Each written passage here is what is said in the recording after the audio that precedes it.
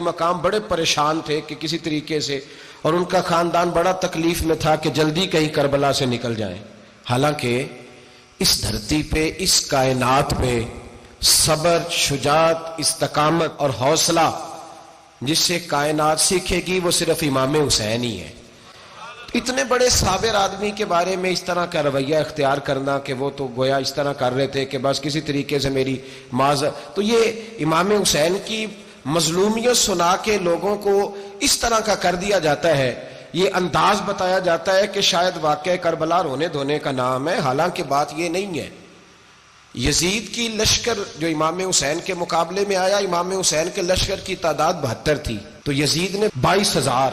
مجھے بتائیے 72 کا 22,000 سے کو مقابلہ ہوتا ہے؟ عمر بن سعد نے پھر عبید اللہ ابن زیاد کو لکھا کہ 22,000 بندے تھوڑے ہیں، کچھ بندے زیادہ بھیج. تو عمر بن سعد کو عبید اللہ ابن زیاد کہنے لگے کہ تو پاگل تو نہیں ہو گیا، 72 کے لشکر کا 22,000 بھیجا، اور کتنا بھیجوں؟ تو اس نے کہا تمہیں یہ نہیں پتا یہ لوگ کون ہیں؟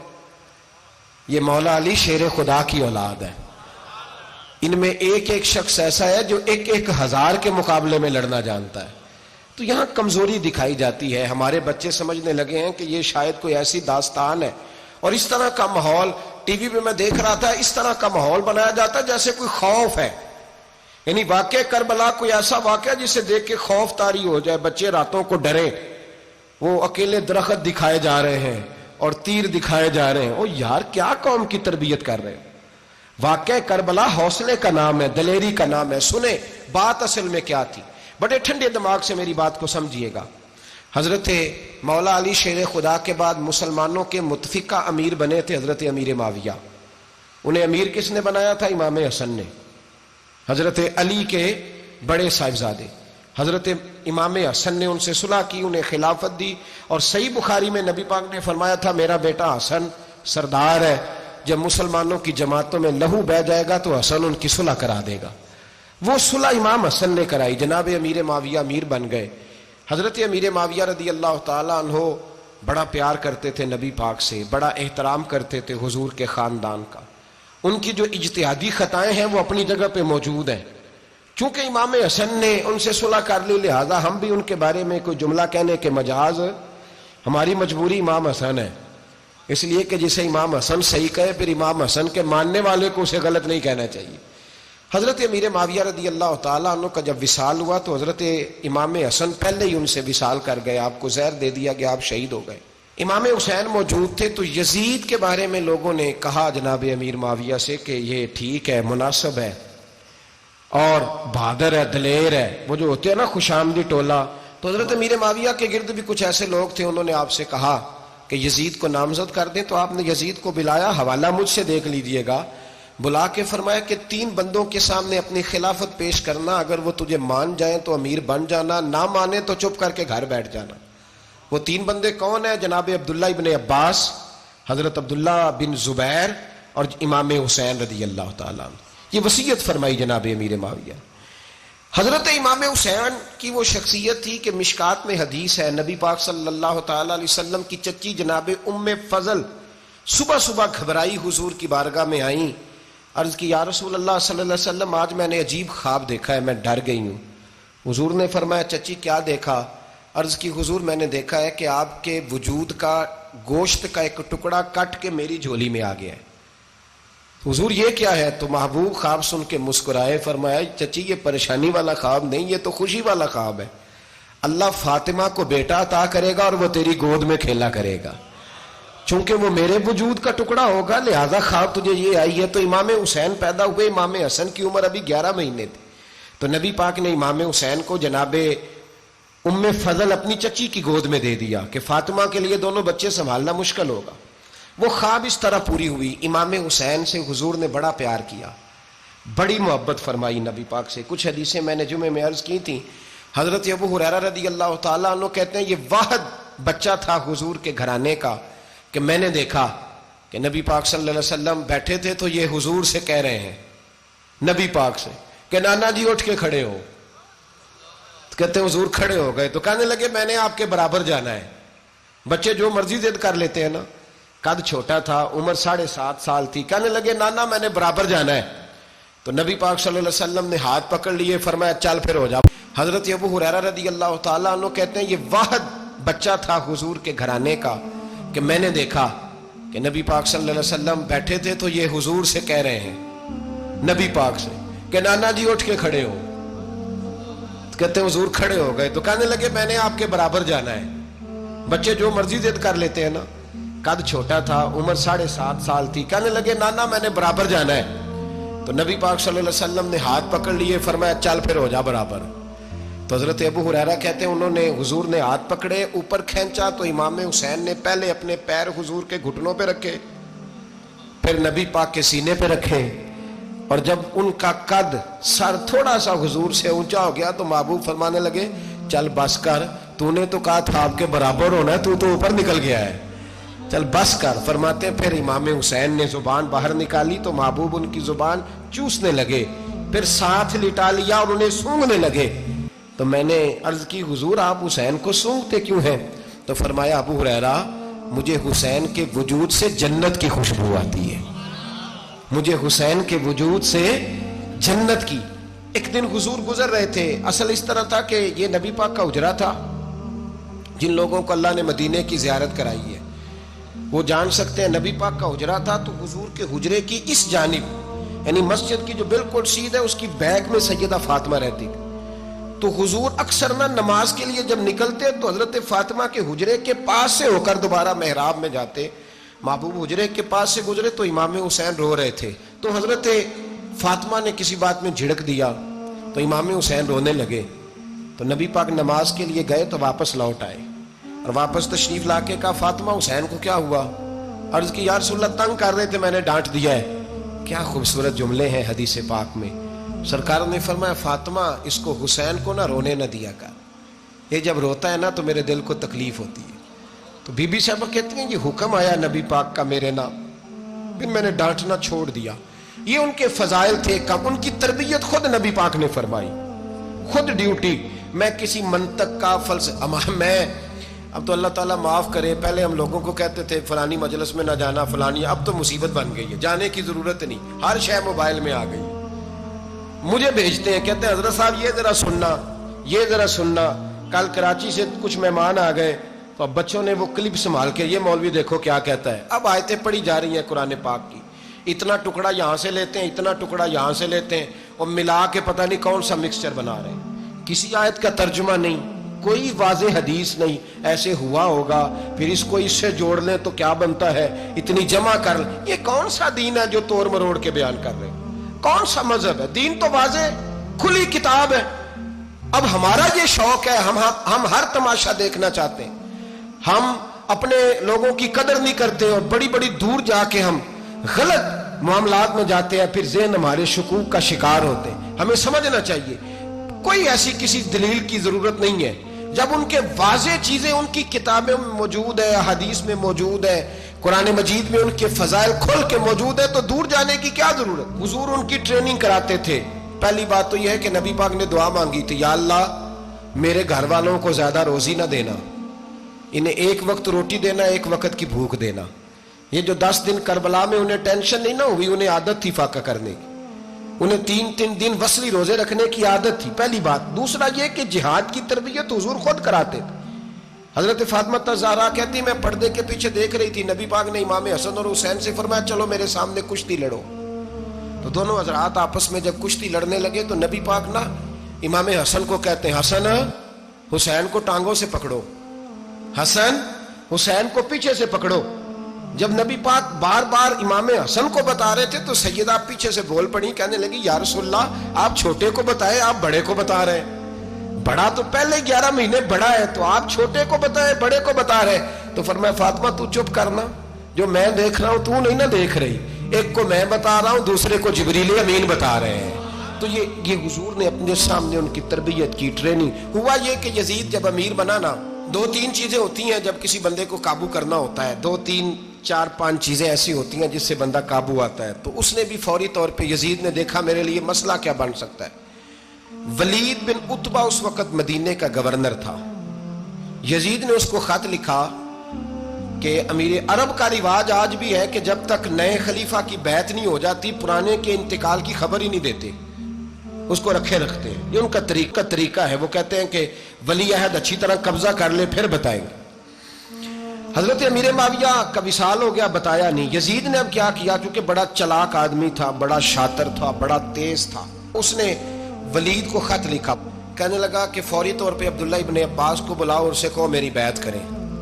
یہ جو بیعت ہوتی تھی نا, یہ بھی سن لے کیا ہوتی تھی. یہ بیعت حلف ہوتا تھا کہ میں اللہ رسول کے نام پہ حلف دیتا ہوں کہ میں یزید کی اطاعت کروں گا, میں اس کے خلاف کوئی بغاوت نہیں کروں گا. کوئی یہ بیعت لوگ سمجھتے ہیں کہ بس ہاتھ پکڑنے کا نام بیعت تھا.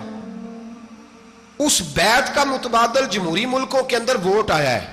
تو کہا بیعت کرے. حضرت عبداللہ ابن عباس کو بھی بلاؤ, عبداللہ بن زبیر کو بھی بلاؤ, امام حسین کو بھی بلاؤ. امام حسین آدھی رات کے وقت بیٹھے تھے مسجد نبوی میں, چونکہ 5 نمازوں کی آپ امامت کرتے. امام حسین نماز پڑھا کے عشاء کی بیٹھے تھے. جناب عبداللہ بن زبیر, عبداللہ بن زبیر کون تھے؟ یہ نبی پاک صلی اللہ علیہ وسلم کی پھوپھی پوتے تھے اور جناب صدیق اکبر کے نواسے تھے. حضرت عبداللہ بن زبیر اور جناب زبیر بن عوام عشرہ مبشرہ صحابی ہیں, ان کے بیٹے تھے.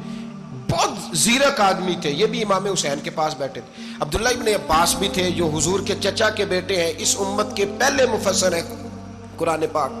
یہ لوگ بیٹھے تھے. تو ولید نے ایک بندہ بھیجا, اس نے آ کے کہا جناب آپ کو گورنر صاحب نے بلایا ہے.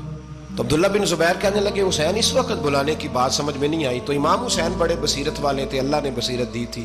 کہنے لگے عبداللہ آپ کو سمجھ نہیں آئی, مجھے سمجھ آ گئی ہے, امیر معاویہ وصال کر گئے اور یہ ہمیں جو بلایا گیا ہے نا, یہ یزید کی بیعت کے لیے بلایا گیا ہے. تو کہا پھر آپ آدھی رات کو نہ جائیں, آپ کے لیے خطرہ ہوگا. تو امام حسین فرمانے لگے خطرہ حسین کو نہیں ہوتا. نہیں کہا پھر بھی آپ مہربانی کریں ذرا احتیاط سے جائیں.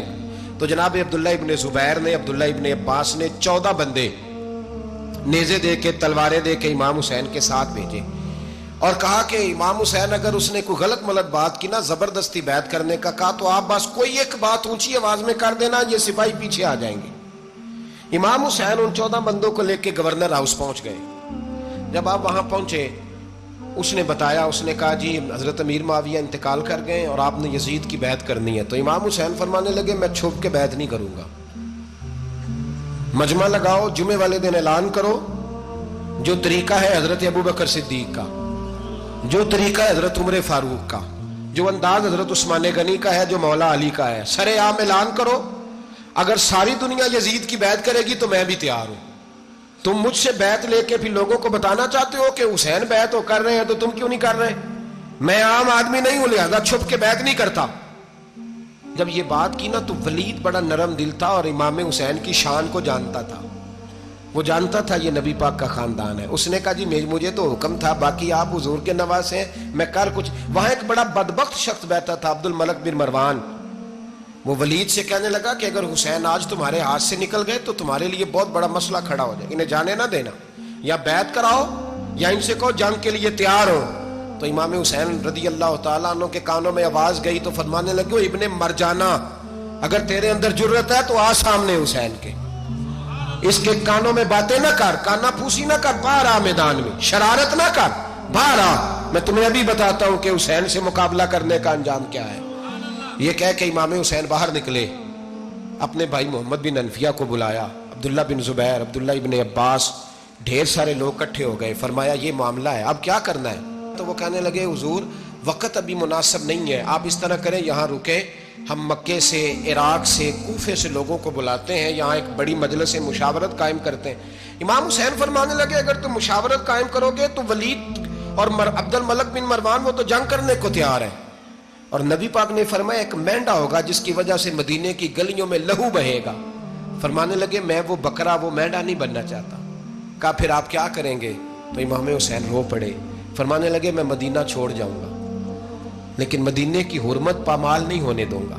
امام علی مقام آدھی رات کے وقت نکلے. سیدہ فاطمہ کا دروازہ ایک اس دن تھا جس دن حضرت مولا علی کوفے چلے گئے, اور دوبارہ آج تالا لگا جب امام حسین نکلے. آپ جنت البقیع کے پیچھے کھڑے ہو کے حضور کا روضہ دیکھنے لگے. اس وقت گنبد تو نہیں ہوتا تھا, روضہ دیکھنے لگے. نانا تیرے کرم کے خزینے کی خیر ہو, میں جا رہا ہوں تیرے مدینے کی خیر ہو.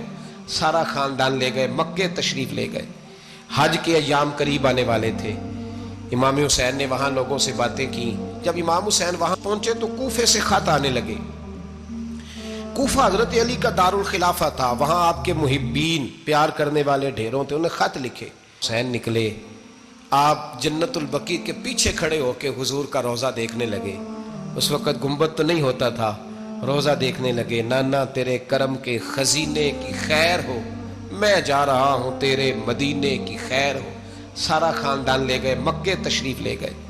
حج کے ایام قریب آنے والے تھے، امام حسین نے وہاں لوگوں سے باتیں کی۔ جب امام حسین وہاں پہنچے تو کوفے سے خط آنے لگے۔ کوفہ حضرت علی کا دارالخلافہ تھا، وہاں آپ کے محبین پیار کرنے والے ڈھیروں تھے، انہیں خط لکھے کہ حضور آپ چپ کر کے بیٹھے ہوئے ہیں اور ہمارے اوپر یزید مسلط ہو گیا ہے۔ آپ اگر میدان میں نہیں نکلیں گے، آپ نہیں آئیں گے تو ہم اللہ کی بارگاہ میں شکوہ کریں گے کہ کوئی ہماری کمان کرنے کو تیار ہی نہیں ہوا۔ اور وہ خط 1 2 3 نہیں آئے، وہ خط اتنے تھے کہ 3 بوریوں میں بھرے تھے امام حسین، 3 بوریوں میں۔ اب مجبوری ہو جاتی ہے، حق کے لیے کئی دفعہ بات کرنا مجبوری ہوتی ہے، اگر نہیں کرے گا تو پھر اس کو بھی قبر میں جواب دینا پڑے گا۔ امام علی مقام رضی اللہ تعالی عنہ نے مکے میں اب لوگوں کو جمع کیا مشورے کے لیے۔ ہر بندے نے کہا حضور وہ بلا تو رہے ہیں پر اپنے وعدوں کے پکے۔ کہا حضور وہ پکے نہیں، آپ نہ جائیں۔ ہر بندے نے کہا حالات ٹھیک نہیں، حالات گراؤنڈ ریالٹی صحیح نہیں۔ یہی مشورہ آج بھی ہر بندہ دیتا ہے، ابھی حالات نہیں۔ اتنے خراب حالات کبھی نہیں ہوئے تھے جتنے امام حسین کے دور میں تھے، لیکن فرمایا میں دین کے خلاف غلط حکمران کو مسلط ہونے کی اجازت، بول کے بتائیے، بول کے، غلط حکمران کو مسلط ہونے کی اجازت، مزاحمت کروں گا، مخالفت کروں گا۔ امام کہنے لگے کوئی بات نہیں، وہ میرے ساتھ چلے نہ چلے لیکن میں کوفے جاؤں گا۔ وہ لوگ میرے ساتھ کھڑا ہونے کو تیار ہے تو وہ جھوٹ ہے یا سچ ہے پر میں چلوں گا۔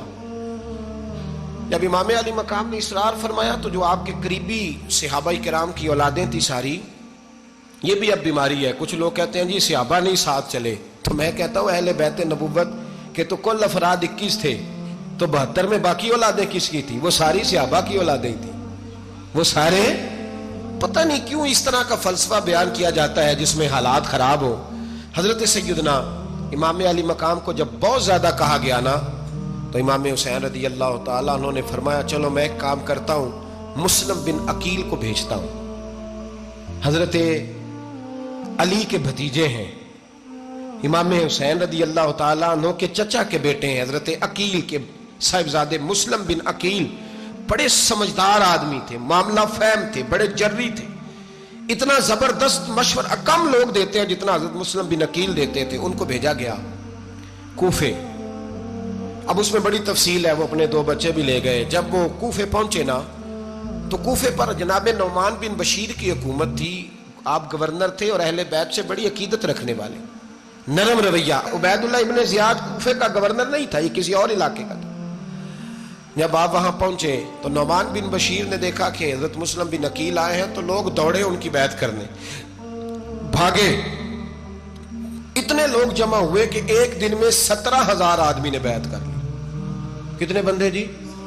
17,000 آدمی ایک دن آیا۔ اب وہ جو امام مسلم بن عقیل کے وہاں نعرے لگانے والے تھے کہنے لگے حضور یہ پہلے دن کی کارکردگی ہے، 2-4 دن میں دیکھیے کیا ہوتا ہے۔ 2-4 دن میں کیا ہوا؟ 40,000 آدمی نے بیعت کر لی۔ اب وہ 40,000 بندہ تیار ہو گیا۔ ادھر سے جو یزید کے وفادار تھے انہوں نے خط لکھا یزید کو کہ تو نے بڑا نرم آدمی گورنر بنایا ہے اور 40,000 بندہ چلا گیا حسین کی طرف، اگر ایک دن مسلم بن عقیل اور رہے تو جو تمہارا گورنر بیٹھے ہیں نا جناب نعمان بن بشیر، ان کو گورنر ہاؤس سے نکال کے مسلم بن عقیل قبضہ کر لیں گے، تو چپ کر کے بیٹھا ہے۔ یزید بڑا تیز تھا، اس نے ایک آدمی گھوڑے پہ دوڑایا۔ عبید اللہ ابن زیاد ایک اور علاقے کا گورنر تھا پر بڑا ظالم سا بدماش تھا، بڑا سخت گیر آدمی تھا۔ اس کو کہا کہ تو پہلے ایک صوبے کا گورنر ہے، جا تجھے دوسرا صوبہ بھی دیا۔ اس طرح کار فوری طور پہ کوفے پہنچ اور جا کے مسلم بن عقیل کو گرفتار کر، جو آدمی ان کا ساتھ پھر بھی دے اسے قتل کر دے۔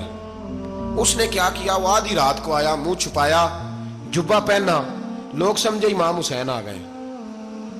بہت سارے لوگوں نے اس کے نعرے بھی لگائے۔ وہ چپکے سے داخل ہوا اندر، اور چپکے سے داخل ہو کے اس نے سب سے پہلا کام یہ کیا کہ نعمان بن بشیر رضی اللہ عنہ کو معزول کیا، کوفے کے گورنر ہاؤس پہ قبضہ کیا۔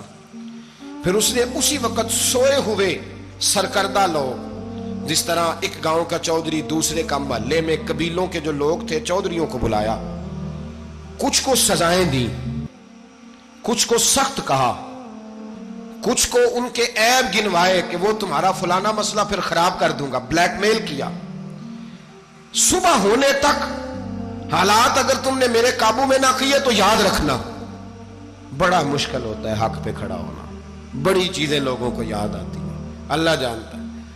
پہلے کچھ ہوتا ہے، بعد میں معاملہ کچھ ہوتا ہے۔ حضرت مسلم بن عقیل کے ساتھ جس دن عبید اللہ ابن زیاد آیا 40,000 کا لشکر تھا کربلا کی، کیونکہ یزید تو بڑا پکا نمازی تھا، خطبہ دیتا تھا وہ تو۔ جب امام حسین رضی اللہ تعالیٰ عنہ نے کربلا کے میدان میں جمعے کا دن تھا تو یزید کے سامنے کو بات کرنی شروع کی، عمر بن سعد کے سامنے، تو عمر بن سعد کہنے لگا حسین زیادہ باتیں نہ کر، ہمارا جمعہ لیٹ ہو رہا ہے، جنگ کے لیے تیار ہو، فٹافٹ آ۔ اہل بیت نبوت کو قتل کریں گے اور قتل کے بعد پھر نماز پڑھیں گے اور پھر کہیں گے اللہم صلی علی محمد وعلی آل محمد، اسی نماز میں پھر درود بھی پڑھیں گے۔ یہ کیسا مرتبہ ہے، کیسا انداز ہے، دوستی قاتل سے بھی مقتول سے یارانہ بھی۔ امام حسین نے حر بن یزید امام حسین سے کہنے لگا مجھے حکم ہے آپ کو روکنے کا، آپ آگے نہیں جا سکتے۔ امام صاحب نے فرمایا وجہ؟ زمین اللہ کی ہے۔ اس نے کہا آپ بیعت نہیں کر رہے، یزید کی حالات آپ کے حق میں درست نہیں ہیں، آپ نہیں جائیں گے۔ امام روک گئے۔ ظہر کی نماز کا وقت ہوا تو حضرت علی اکبر امام حسین کے بڑے صاحبزادے انہوں نے اذان ظہر پڑھی تو حر بن یزید کے لشکر نے امام حسین کے پیچھے نماز ادا کی۔ کہا بھئی تم مقابلے میں آئے ہو نماز پیچھے پڑھتے ہو؟ کہا حضور مقابلہ تو تلواروں سے کر رہے ہیں پر ہمارا دل تو مانتا ہے نا کہ مصطفیٰ کا نواسہ بڑی شان والا ہے۔ حر بن یزید نے 3 نمازیں لشکر سمیت امام حسین کے پیچھے پڑھی ہیں، 3 نمازیں، ظہر عصر اور مغرب۔ پھر امام حسین کے سامنے شرائط پیش کی کہ آپ کو یہاں گھیر لیا گیا ہے، یہاں آپ بیعت کریں گے، یہاں جنگ کریں گے، 2 ہی باتیں۔ امام حسین نے فرمایا نہیں بھائی بیعت تو میں نہیں کرتا، اس کے علاوہ تم جو کہتے ہو میں کرنے کو تیار ہوں۔ اس نے خط لکھا، عبید اللہ ابن زیاد کو ایک بندہ دوڑایا پیچھے کوفے، چند میل پہ کوفہ تھا، کہا وہ نہیں مان رہے، کیا کرنا ہے؟ تو حسین ابن علی ہے، میں زیادہ دیر انہیں روک بھی نہیں سکتا۔ انہوں نے پیغام دیا حر بن یزید کو کہ کرنا کچھ بھی نہیں، ان کا پانی بند کر دو، بلیک میل کرو، کھانا پانی نہیں ملے گا، چھوٹے چھوٹے بچے ہیں، خود ہی مان جائیں گے۔ حضرت امام علی مقام کے بارے میں حر کے پاس جب یہ پیغام آیا تو حر کہنے لگا میری طبیعت نہیں مانتی حسین پر پانی بند کروں، دل نہیں مانتا۔ جب یہ لفظ کہے نا دوبارہ تو پھر عبید اللہ ابن زیاد نے عمر بن سعد کو 10,000 آدمی دے کے بھیجا، کہا حر بن یزید لچک دکھا رہا ہے حسین کے حق میں۔ ایک رے کا علاقہ تھا، بڑی وہاں فصل ہوتی تھی، لوگ کوشش کرتے تھے وہاں کا گورنر بننے کی، کوشش کرتے تھے۔ تو عبید اللہ ابن زیاد کہنے لگا تمہیں رے کی گورنری ملے گی، سب سے سرسبز و شاداب علاقہ، تمہیں وہاں کا گورنر بنایا جائے گا اگر حسین کے خلاف لڑو گے۔ یہ اتنی زبردست ہوتی ہیں گورنریاں کہ گورنریوں کے لیے لوگ نسل رسول کے خلاف بھی نکل آتے ہیں، یہ اتنی تگڑی ہوتی ہیں، اتنی جلدی وفاداریاں بدلتی ہیں۔ وقت اتنا نہیں کہ میں مزید تفصیل میں جاؤں۔ امام حسین کو روک لیا گیا، عمر بن سعد نے روک لیا۔ 1 محرم کو امام آئے، 7 محرم تا روکا گیا، 7 محرم کو پانی بند کر دیا۔ جانور پانی پیتے تھے، گھوڑے پیتے تھے، کتے پیتے تھے، لیکن مصطفیٰ کے گھرانے کو پانی پینے کی اجازت 3 دن تک پانی بند رہا۔ 9 محرم کو عمر بن سعد نے اور لوگ بلائے۔ شمر ایک بڑا سخت آدمی تھا، سنگ دل بدبخت، جس نے حضرت علی اصغر کے گلے پر تیر مارا تھا، وہ اور لشکر لے کے آیا۔ رات کو کہنے لگا امام حسین رضی اللہ تعالیٰ عنہ سے کہ بس بڑا ہو گیا، یہ 9-10 محرم کی درمیانی رات، یہاں آپ جنگ کریں گے یا آپ بیعت کریں گے، 2 ہی باتیں۔ امام حسین اندر گئے، سیدہ زینب سے مشورہ کیا، باہر آئے، فرمایا بات وہی ہے جو پہلے دن والی ہے۔ امام حسین رضی اللہ تعالیٰ عنہ نے فرمایا بھائی بیعت تو میں نہیں کرتا، باقی جو تمہارا پروگرام ہے۔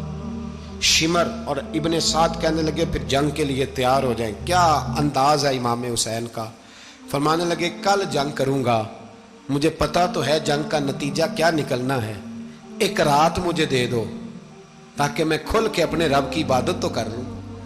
حسین نے جانا ہے، مجھے پتا ہے کل رزلٹ 72 اور 22,000 کا کیا 1 رات مجھے دو، میں مالک سے راز نیاز تو کروں, میں گویا اس سے پوچھوں تو صحیح کہ مالک میرے والد بھی شہید ہیں, بھائی بھی شہید ہیں, نانا کو بھی دکھوں میں دیکھا ہے, تو اب میری باری ہے تو مالک میں حاضر ہوں, مجھے موقع تو دو, اس لیے کہ میرے نانا نے بدر میں بھی ساری رات عبادت کی تھی, صبح مجھے موقع دو.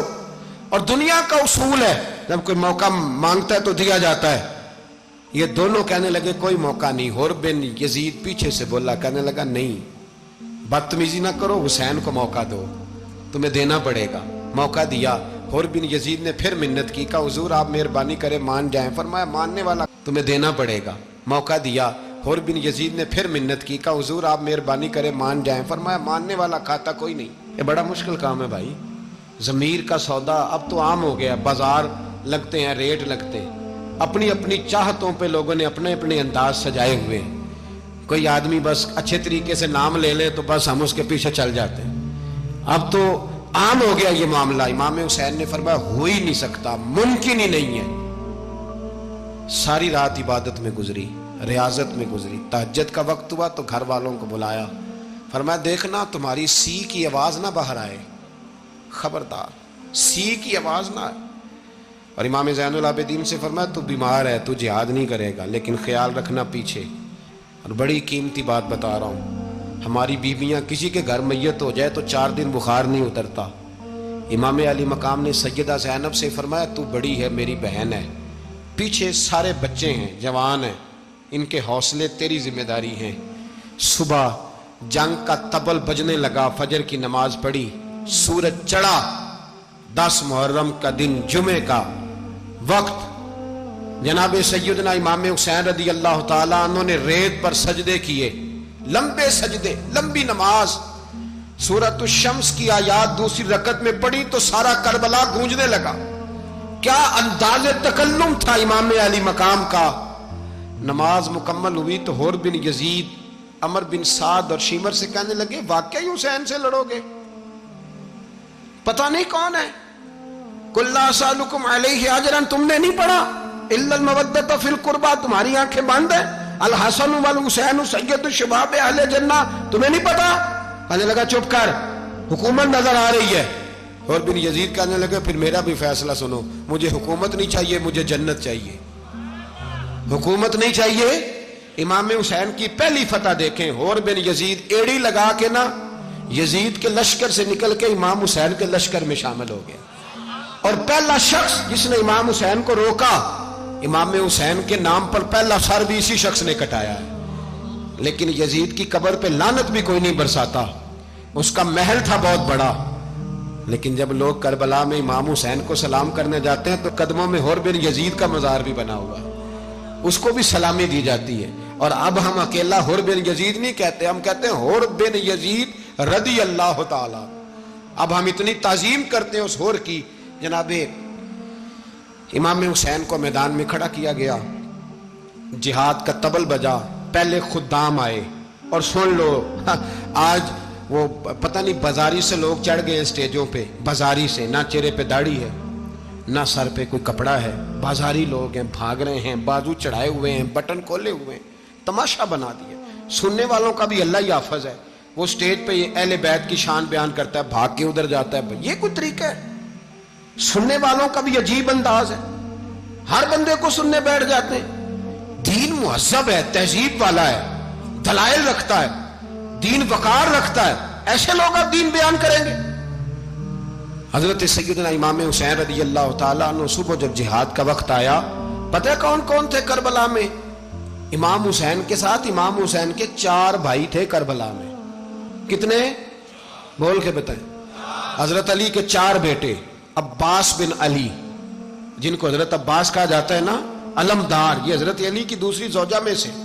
عباس بن علی بھی تھے, اور ابو بکر بن علی بھی تھے, عمر بن علی بھی تھے, عثمان بن, یہ حضرت علی کے بچوں کے نام ہیں. یہ آپ کے شہزادے امام حسین کے ساتھ شہید ہوئے. ان کا نام صرف اس لیے نہیں لیا جاتا کہ ان کا نام خلفائے ثلاثہ کے نام پہ, حضرت علی نے اپنے یاروں کے نام پہ رکھا ہے, تو تم نے کربلا کے میدان سے خارج کر دیا. یہ تینوں شہزادے حضرت جناب سیدنا امام حسین کے ساتھ تھے, یہ بھی شہید ہوئے. حضرت جناب زینب امام حسین کی سگی بہن ہے. ان کے 2 بچے تھے، اون و محمد. جب امام حسین میدان میں جانے لگے تو جناب زینب بچوں سے کہنے لگی نہ، پہلے بھائی نہیں جائے گا، پہلے بھانجے جائیں گے. 2 بچے شہید ہوئے. حضرت قاسم بن حسن امام حسن کے بیٹے تھے. وہ جب میدان میں جانے لگے تو امام حسین نے کہا نہیں بھائی تو نہیں جائے گا، تو میرے بھائی کی نشانی ہے، میں جاؤں گا. تو حضرت قاسم بن حسن نے ایک تعویذ کھول کے دیا کہ ابا جی میرے والد نے کہا تھا جب بڑی مشکل آ جائے تو تعویذ کھول کے دیکھنا. تو آج بڑی مشکل آئی ہے تو میں نے تعویذ کھولا ہے، تو یہ دیکھیں کیا لکھا ہے.